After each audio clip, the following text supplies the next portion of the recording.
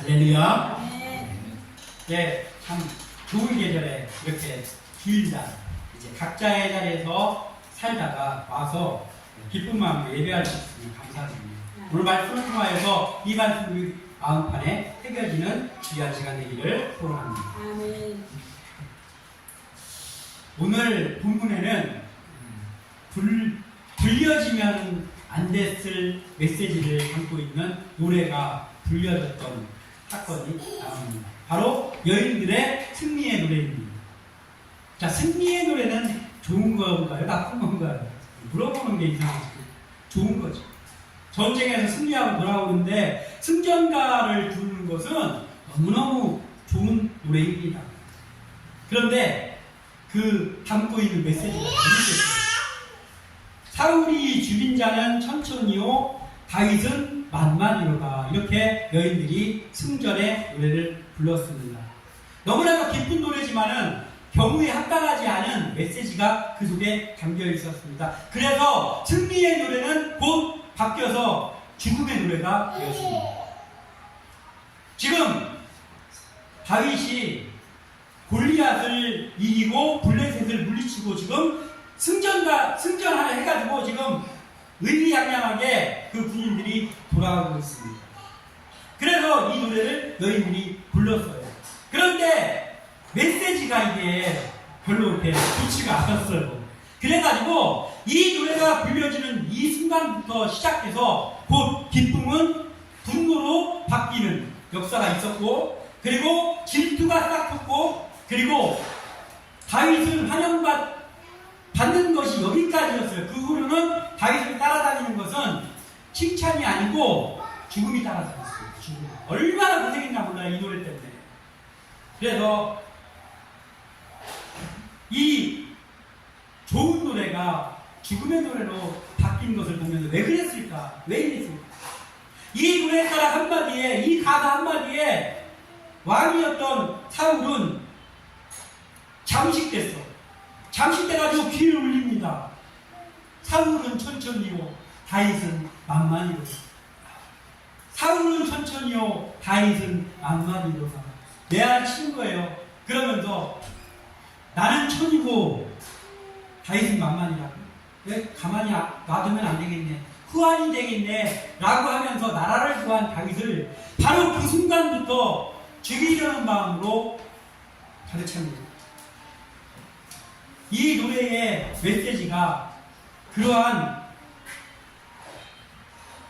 것으로 바뀌게 되었습니다. 잠언 25장 11절에 경우에 합당한 말은 아로새긴 은쟁반의 금사관이라. 아멘. 은쟁반을 은으로 반짝하는 그 쟁반에다가 금사과를 만들어가지고 거기다 놓으면 얼마나 반짝거리고 예쁘겠어요. 얼마나 귀합니까? 요즘 금값 아시잖아. 금값. 예? 경우에 합당한 말이 이렇다고. 은쟁반에 있는 금사과처럼 귀하다고요. 그래서 우리는 말을 가려서 해야 됩니다. 말이라고 다 그냥 생각난다고 해서 그냥 생각나는 대로 입에서 말을 뱉으면 안 됩니다. 그러면 나도 망치고 사람도 망치는 오늘의 이 여인들의 승전과 같은 말도 안 되는 터무니없는 일이 벌어지기도 합니다. 그래서 우리는요, 살아가면서 이런 게 있어요. 내가 하는 이 말이 선한 영향력을 끼칠 수 없겠다라고 생각이 되잖아요. 하고 싶은 말인데 이걸 내가 말하면 선한 영향력을 끼치지는 못하겠구나라고 한다면 차라리 그 말을 삼키십시오. 안 하는 게 좋습니다. 침묵이 금입니다. 침묵이 지혜입니다. 여인들의 이 순정가는 기쁨의 노래 맞죠? 아, 이겼는데 노래 불러줘야죠. 그게 뭐예요? 그런데 메시지가 합당하지. 가사가 틀렸다. 가사가. 거기 왕이 지금 버젓이 있는데 왕 앞에서 이게 할 소리입니까 이게? 근데 이걸 했어요. 분란의 씨앗이 되었습니다. 이 노래. 자, 사울왕. 이 사울왕이라는 사람이요, 젊은 시절에 괜찮은 사람이었어요. 청년이었어요. 청년 사울이요, 유력한 집안의 아들입니다. 그러니까 집안이 괜찮은 집안이었어요. 그리고 이 사람의 외모와 이 사람의 실력이 매우 괜찮은 사람이었습니다. 그리고 이 사람은 내적으로 그리고 외적으로도 굉장히 훌륭한 청년이었습니다. 그래서 물론 사람들이 하도 때를 쓰니까 하나님이 해주셨지만 그 이스라엘 모든 사람들 중에서 하나님이 골라서 사울을 왕으로 첫 번째 왕으로 삼을 정도면 하나님의 마음에도 합당했다는 거예요. 그때 매우 훌륭한 청년이었습니다. 겸손했고 그리고 말을 아무 때나 그냥 하지 않았어요. 침묵할 때는 철저하게 침묵할 줄 아는 지혜로운 청년이었습니다. 내면이 강한 사람이었어요. 근데 왜 그렇게 됐느냐? 하나님께서 사울을 첫 번째 왕으로 택했다는 말을 듣는 그 순간부터 성령이 그의 마음속에 감동했어요. 성령이 감동했다는 뜻이 뭐예요? 성령 충만했다는 뜻이에요. 성령 충만하니까 내면이 강합니다. 성령 충만하니까 지혜로워졌어요. 그 사람이 갑자기 실력이 더 좋아져서 그런 게 아니고 성령 충만하면 내면이 강해집니다. 성령 충만하면 때에 합당한 말을 하는 그것이 생긴단 말이에요. 그러니까 어디 가서 자꾸 뭐 실력 쌓고 이런 것도 중요하지만요. 성령 충만하지 않은 사람이 실력 쌓으면요. 그게 곧 자기를 삼켜버리게 되거든요. 그래서 우리는 이것부터 해야 됩니다. 성령 충만한 사울, 청년 시절의 그 사울 굉장히 괜찮은 사람이었어요. 그가 어떤 날을 간단하게 한두 가지만 예를 들자면 사무엘상 10장 16절에 이런 말이 나옵니다.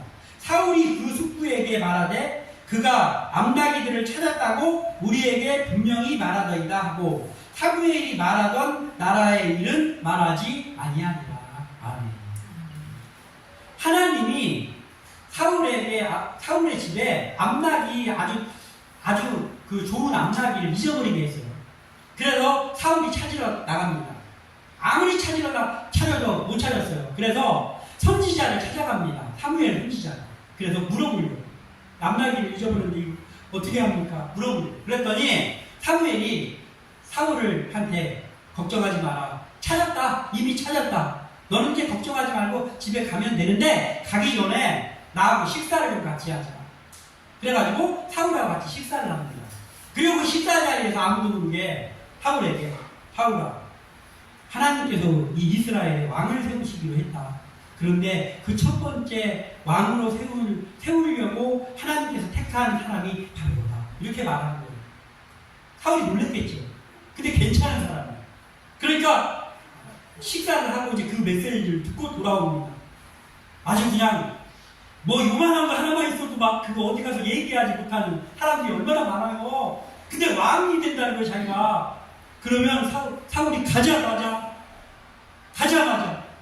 제가요 오늘 놀라운 소리 들었습니다. 저가 왕이 된대요.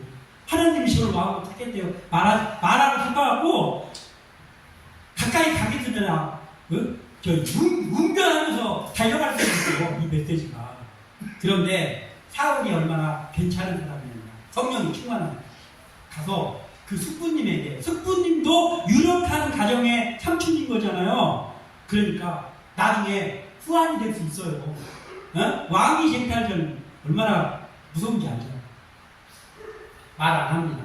암나기를 선지자께서 암나기를 찾았다고 말씀해 주셨습니다. 그리고 네가 왕이 될 거야 이 말은 하지 않았다는 거예요.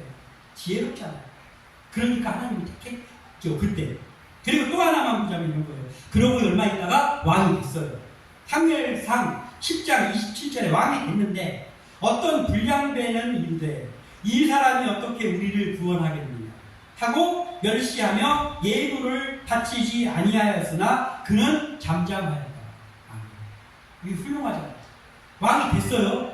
이제 모든 권한이 있습니다. 그런데 어떤 불량한 사람들이 와가지고 야, 저 청년이죠. 애송이가 우리나라를 어떻게 다 드린다는 거야. 그러면서 왕에게 예물을 바치면서 인사를 안 하는 거예요. 그러면서 막 흉을 보는 거예요. 빈정거리는 거예요. 그랬더니 사울이 저놈들 당장 오기다 쳐놓으라 할 수 있잖아요. 왕이 됐으니까. 그런데 잠잠한 거예요. 그들이 뭐라고 하던 그거 대수롭지 않게 여기는 거예요. 잠잠하고 그냥 왕좌에 늠름하게 앉아있는 거예요. 이 정도면 괜찮지 않습니까? 사울이 괜찮았어요. 왜냐? 그 이유가 괜찮은 이유가 뭐냐? 성령이 충만해요. 성령이 충만하니까 그런 거에 구애받지 않았습니다. 그러나 왕이 되고 나서 교만해졌어요. 왕이 되고 나서 시간이 흐르면서 교만해져가지고 아말렉을 진멸하려 했는데 자기 마음대로 막 짐승들 막 튼실한 거 이런 거 다 남겨놓고 막 하나님의 말씀에 불순종했습니다. 그랬더니 하나님께서 사울을 왕으로 세운 것을 후회하셨고 사울을 드디어 버립니다. 사무엘에게 내가 사울을 버렸다라고 하나님께서 선지자에게 말씀을 하셨습니다. 그랬더니 이 괜찮았던 시절에 성령이 충만했던 사울의 마음이 성령이 떠나가고 악령이 지배합니다. 악신이 들렸어요. 악신이. 그러니까 이게 뭐냐면요, 믿는 사람이 성령에 충만하지 않으면요 마귀 역사한다는 거예요. 우리가 조심해야 돼요. 그러니까 성령을 못 받은 걸로 끝나는 게 아니고 믿는 사람인데 성령이 충만하지 않으면 그 자리에 마귀의 역사가 틈탄다고. 그래서 우리는 언제나 성령에 충만해야 됩니다. 이게 필수예요. 필수. 믿는 사람들에게. 사울이 이렇게 됐어요. 사울 아직도 왕이었습니다. 눈으로 보기에 표시가 안 났어요. 왕관을 쓰고 있고 남들보다 목 하나 더 있는 키 큰 멋진 왕이 여전히 그대로 있습니다. 세마포를 입었습니다. 그리고 가끔 흠이 하나 있다면 악령이 역사해가지고 막 번뇌하고 막 그러는 거예요. 그렇지만 사람들은 모릅니다. 왕이 그렇다는 사실을 소문내고 다녔겠어요? 왕국에서만 일어나는 일이라 사람들은 몰라요. 그러니까 여전히 늠름한 왕의 모습 그대로 있습니다. 지금은 말하는 게 뭐예요? 타락한 사람이 양복 뻗쳐있고 지금도 헐렁한 모습 얼굴 번질번질하면서 그대로 있는 거예요. 근데 속은 썩어 문드러졌어요. 내면이 무너졌습니다. 사울은. 교만으로 가득 차 있었습니다. 그리고 하나님이 그의 편이 아니었습니다. 그랬는데 그의 발작 버튼을 눌러버렸어. 발작 버튼. 누가 눌렀냐? 여인들이. 전쟁에 이기고 돌아오는데 눈치 없이 그냥 승리행을 불러도 되냐. 그리고 가사를 그렇게 하는 거예요. 사울은 천천히요, 다윗은 만만히요. 발작 버튼이 꾹 눌립니다. 그거만 생각나. 나는 천천히고 저 다윗이 만만이라고. 이거 큰일 났네. 이거 큰일 났네. 내가 다윗을 죽여버리겠다. 이렇게 됩니다. 이게 오늘 본문의 내용이에요. 이제는 사울은요 성령이 떠나가고 악령이 역사하니까 어떻게 되냐면 자기 영광만, 사람들이 다 자기한테 아부해야 되고 자기 영광만 드러나야 돼요. 누가 자기보다 더 빛나면 안 됩니다. 누가 자기보다 칭찬 더 받으면 안 됩니다. 그러니까 취해집니다. 겸손, 이 사울에게 있었던 겸손 다 없어졌습니다. 침묵? 말도 안 되죠. 없어졌습니다. 오직 칭송하는 소리에만 귀를 기울입니다. 그런데 지금 여인들은 다윗을 칭송하고 있습니다. 이때 다윗의 나이가 약 18살에서 20살 정도 됐어요. 그러니까 소년이라고 해도 되고 청년이라고도 해도 되는 나이예요. 근데 그가 왕의 자리를 지금 노렸겠습니까? 말도 안 되잖아요. 왜 이렇게 하냐? 그래서 하나님의 음성이 아니라 사람의 음성에 귀 기울이기 시작하면 사람이 취해집니다. 거기에 목매는 거예요. 그래서 남의 말을 무시하라는 게 아니라 사람의 평가에 잠식되지 말아야 됩니다. 그러면 그때부터 별볼일 없는 사람으로 내려갑니다. 오늘 말씀을 통하여서 우리가 어떻게 하나님의 사람으로 살아야 될 것인가를 다시 한번 생각하는 시간 되기를 소원합니다. 첫 번째로요, 비교를 담은 말은 죽이는 언어다라는 걸 우리가 알아야 돼요.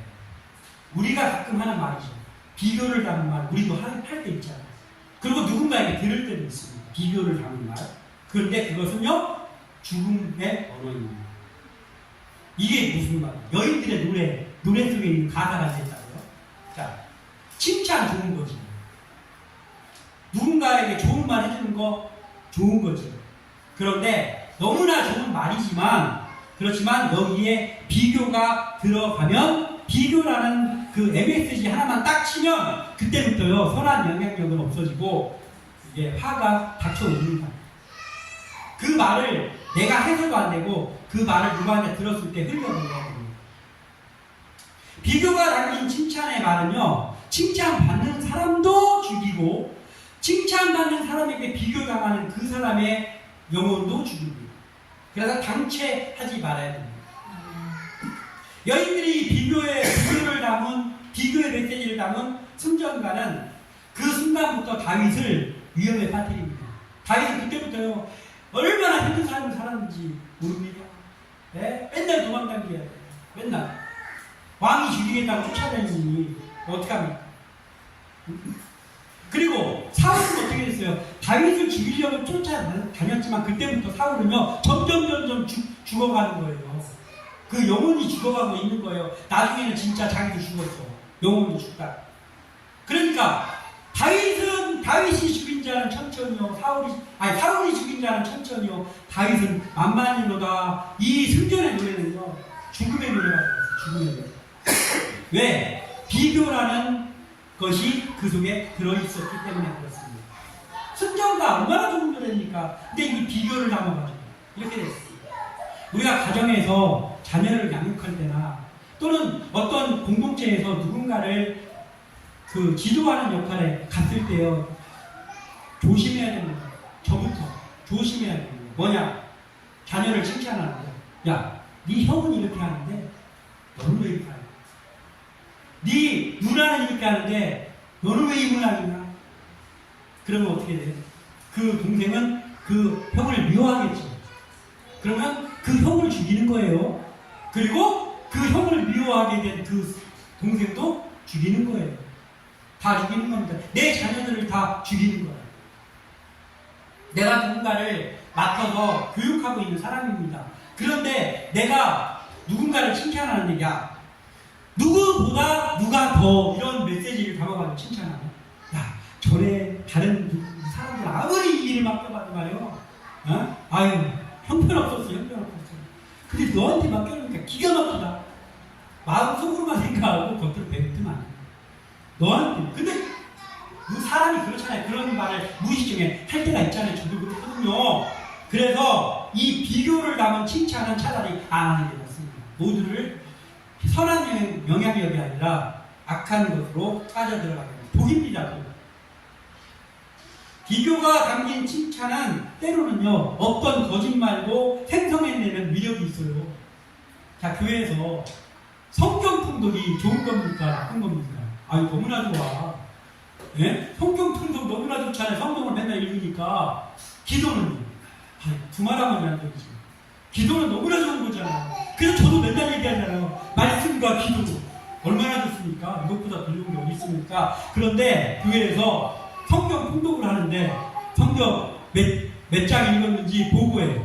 그래가지고 1, 2, 3분 정해가지고 그래가지고 상도 이거는 좋은 거 아닌 것 같아요. 우리 휴랍입니다. 어?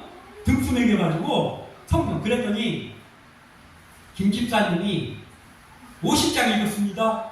그랬더니 김 집사를 라이벌로 생각하는 이 집사가 어차피 내가 읽었는지 본 사람도 없으니까 바로 집에 가가지고 홈페이지 들어가지고 100장 읽었습니다. 이거 실제로 많이 있습니다. 교회에서 이런 현상이요 그냥 모르는 척하고 속아주는 거지 많이 있습니다. 그러면 그 성경통도 차라리 안 하는 게 낫죠. 혼자 읽는 게 낫습니다. 기도도 마찬가지예요. 저 기도 오늘 30분 했습니다. 그거 체크해가지고 1일 3분 정해가지고 교회에서 상을 주네. 그랬더니 최 권사님이 저 기도 1시간 했습니다. 했더니 그를 라이브로 생각하는 김 권사가 바로 집에 달려가서 홈페이지 들어가서 저 오늘 기도 3시간 했습니다. 올린다고. 그게 실제로 있는 일이에요. 실제로 있는 일이다. 그러면 뭐예요? 아무것도 하지. 왜 이런 현상이 왜 일어날까요? 비교가. 그래서 당체 비교를 하는 것은 좋지 않습니다. 자, 주님의 구원에 비교나 차등이 있습니까? 없잖아요. 주님이 주시는 구원의 조건이 뭡니까? 누구든지 주 예수 그리스도를 구주로 영접하기만 하면 그 외에 아무것도 없어요. 그 길이 있고 그 다음에 좀 더 빨리 구원을 받고 싶으면 그러고 나서 1억을 교회에 헌금하고 이런 게 없다고. 예? 구원이 더더욱다나 값진 이유는 바로 이것 때문이에요. 하나님은 누구도 차별하지 않으시고 오직 예수 그리스도를 구주로 영접하는 자에게는 그 사람이 뭐 거지든 뭐든 누구든 상관없어요. 구원을 주십니다. 그래서 값진 거예요. 그런데 만약에요 주님이 구원을 주시는데도 이게 좀 차등이 있다고 하면 어떻게 될까요? 구원의 문제에도 차등을 주셔서 하나님이 그러면 어떻게 될까요? 구원의 문제에서도 암투가 벌어지겠죠. 안 그럴 수가 없어요. 이 정도로 비교라는 것은 아예 하지를 말아야 됩니다. 그런데 이 여인들의 이 노래, 사울은 천천, 다윗은 만나. 이게 바로 죽음의 노래로 이 비교 때문에 갔습니다. 우리 이것을 마음속에 새겨야 됩니다. 이 말을 들은 사울은 바로 불쾌해가지고 화가 났다 그래서 화가. 그러고 나서 다윗을 칭찬해줘야 되는 사울이었는데 방금 전까지. 근데 다윗을 미워하게 되는 염문질로. 그러고 보니까 제가 약간 왕이 될 상 같이 보이기도 하네. 내가 왕이 될 상인가 이런 것처럼. 왕이 될 상으로 보이기도 하는데 배신자의 반상인데 그게 보이는 거예요. 그래서 질투하는 거예요. 미워하는 거예요. 안 되겠다. 제가 가만히 하면 안 되겠다가 되는 거예요. 비교를 나오는 그 말이 거예요. 우리는 우리의 삶 속에서 이러한 것이 사라지기를 소원합니다. 또 그 다음에 타인의 평가로 내 가치를 정하면 안 됩니다. 이건 누구예요? 이제 아까 그 여인의 노래였고 이번에는 사울이죠. 사울. 타인의 말로 자기 가치를 정했어. 여인들의 비교를 담은 이 순정과 한마디에 사울은 자기가 이 소년 다윗에게 왕자를 뺏길지도 모르는 사람이다라고 자기 가치를 정했어. 네? 그랬더니 어떻게 됐습니까? 그때 당시에는 다윗은 그런 마음이 없어. 그런 마음이 없는데 사람들의 여인들의 노래소리를 듣고 자기 값어치를 하락시켜가지고 사울 스스로가 내가 어쩌면 저 소년에게 인기도 뺏기고 자리도 뺏기고 다 뺏길지도 모르겠네 라는 마음을 먹었더니 그 어떻게 됐어요? 그 말대로 됐습니다. 사울의 뒤에 누가 왕이 됐습니다. 다윗이 됐습니다. 다윗이 뺏은 건 아니야. 그런데 다윗이 왕이 됐어요. 자기 말대로 됐어요. 자기가 자기를 같이 먹인 그대로다. 성령이 충만할 때 사울은요, 자기를 무시한, 자기가 왕인데 자기를 무시하는 불량배들의 조롱의 말에도 태연하게 침묵하고, 그래, 내가 그 얘기하는 거는 니네들 말이지. 나는 거기에 구애받지 않는다. 나를 인도하시는 하나님이지 너희들의 그 평가가 아니야. 나는 늠름한 모습이었어요. 성령이 충만할 때. 그런데 왜 사람들의 말이 왜 귀 기울여질까요? 성령이 충만하지 못하다는 증거입니다. 성령이 충만하지 못하면요, 사람의 말이 자꾸 들려요. 사람들이 뭘 한마디 말하면 내가 그대로 될 것 같아. 그 일이 일어날 것 같아. 그랬더니 사울에게 그 일이 일어났다니까요. 그래서 우리는 이렇게 하면 안 돼. 사울이 지금은 왕관 쓰고 있는 찌질입니다. 왕관 쓰고 있는 찌질. 이태원 클라스라는 드라마가 있어요. 이태원 클라스. 그 드라마에요, 이런 내용이 나옵니다. 그 주인공이 박세로이인데 그 박세로이가 한 멋진 대사가 있어요. 억울하게 감옥에 갇혔어요. 별 볼 일 없는 때였어요. 그때. 그런데 죄수복을 입고 딱 있는데 그 어떤 청년이 하나가 와. 나중에 그 박세로이의 오른팔이 되는 청년. 그 청년이 와가지고, 야, 보니까 이 박세로이는 항상 늠름하고 흔들림이 없는 모습으로 있는 거예요. 감옥에 있는데. 그랬더니, 야, 너는 뭐가 그렇게 잘나가지고, 너나 나나 우리나 인생 쫑난 사람들 아니냐? 근데 너는 뭐가 그렇게 잘나가지고 맨날 이렇게 어깨를 피고 다니냐? 안 입고게 본 거예요. 그래가지고 주먹을 한 대 때립니다. 그랬더니 박세로이가 이런 말을 합니다. 네가 내 가치를 네가 정하지 마. 나는 이제 시작이야. 이런 대사를 합니다. 이거 그리스도인들이 해야 되는 대사 같아요. 예? 내 가치를 네가 정하지 마. 근데 사울은 자기 가치를 그 여인들의 노래 가사 한마디에 자기가 정합니다. 그랬더니 찌질이가 됐어. 자, 우리 하나님의 자녀인 우리의 가치를 누가 정합니까? 사울처럼 마음 먹으면 사람들의 평가가 정하고 그 평가대로 됩니다. 시간이 지나면. 그런데 내 마음이 성령으로 충만해서 나를 여기에 있게 하시는 분, 우리 아버지 하나님이다. 이런 마음을 가지고 있으면요, 사람들이 너는 뭔가 좀 부족한 것 같아. 너는 뭔가 태가 안 나. 그런 소리 기울이지 마십시오. 그 사람들의 평가대로 내가 되지 않습니다. 나의 가치를 정하는 분이 하나님이에요. 하나님. 이런 자부심이 있어야 그대로 됩니다. 타인의 독이 든 말에 내 가치를 정하면 그게 최고의 호구예요. 여인들의 순정과에 자기 가치를 하락시킨 사울은요, 그대로 됐어요. 그대로 일어났어요. 내 주위에요, 우리 주위에도요, 가끔 살다 보면 나를 질투하는 사람, 그래가지고 나를 은근히 깎아내리고 견제하는 사람들, 나를 평가절하하고 뒤에서 씹고 다니는 사람이 없습니까? 있어요, 많이 있습니다. 저도 그런 사람이 있었습니다. 그런데 그 사람들의 말대로 되면 어떡하지라고 위축되면 어떻게 됩니까? 어느 순간에 그 사람의 말대로 됩니다. 내가 찌질이가 돼요. 그런데 그거는 뭐 본인은 그렇게 생각할 수 있을지 몰라도 나는 그거하고 상관없으니까. 나를 인도하시는 분은 하나님이다. 그런 마음이 있어가지고 그런 말에 그냥 태어나면 그러면 하나님께서 요구해 주십니다. 이러한 믿음이 우리 속에 있기로 타인의 평가가 아니라 하나님의 인도하심에 삶을 맡긴 사람이 있잖아요. 다윗. 그랬더니 다윗은 어떻게 했어요? 그의 생각과 그의 고백대로 됐습니다. 내가 사망의 음침한 골짜기로 다닐지라도, 사망의 음침한 골짜기 다윗처럼 많이 다니는 사람이 별로 없어요. 다닐지라도가 아니라 다녔어. 다닐지라도 해를 두려워하지 않을 것입니다. 주께서 나와 함께 하십니다. 주의 지팡이와 막대기가 나를 안위하시나이다. 아멘. 시편 23편 4절입니다. 그런데 다윗은 이게 평생의 고백이었거든요.